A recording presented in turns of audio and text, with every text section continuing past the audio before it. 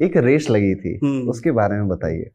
तो कार्तिकेय और गणेश के बीच में रेस लगी थी, और उसमें जो प्राइस क्या था, इसके भी अलग अलग वर्जन है। कोई कहता है कि नारद ने एक आम दिया था जो बहुत मैजिकल था, तो उस मैंगो के वजह से रेस लगी। कोई कहते हैं कि नहीं, ये था कि पहले शादी किसकी होगी, तो इस वजह से रेस लगा था। अलग अलग उसके, कोई कहता है कि पहले पूजा किसकी होगी, पहले पूजा किसकी, तो बहुत वर्जन थे उसके।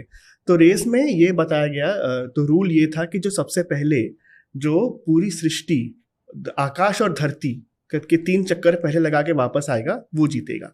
तो जैसे शुरू हुआ, कार्तिकेय का तो वाहन था पीकॉक, मोर पे अपने बैठे और बिल्कुल मजेस्टिकली जिसे कहते हैं चक्कर लगाने लगे। गणेश जी तो नीचे बैठे हैं, उनका तो बेचारा चूहा हिल भी नहीं रहा है, तो फिर क्या करेंगे। तो अल्टीमेटली उन्होंने क्या किया कि सडनली देखा कि वो जो पार्वती और शिव एक साथ बैठे हैं, वो अपने चूहे पे बैठ के उन्हीं के चक्कर लगा रहे हैं। 3 चक्कर लगा के वो बैठ गए। इतने में वापस आ गए कार्तिक। सबने सोचा कि अब तो कार्तिक ही जीत गए, कि गणेश तो यहाँ से हिले भी नहीं। लेकिन जब अनाउंसमेंट हुआ तो शिव ने कहा कि ये रेस गणेश जीते हैं। सबने पूछा ये कैसे महादेव, राज क्या है इसका, हमें समझाइए।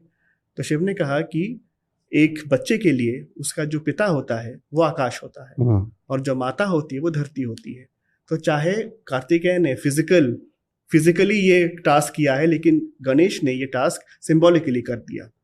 तो जो उसने मेरा और पार्वती का चक्कर लगाया, तो उसने उसी में आकाश और धरती दोनों का चक्कर कर लिया, तो इसलिए वो जीतता है। तो गणेश बहुत खुश हुए और कार्तिकेय बहुत नाराज हुए।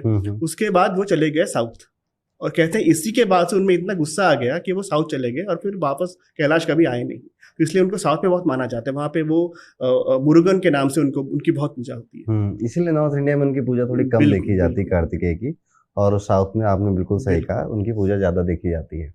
शिव जी का स्वरूप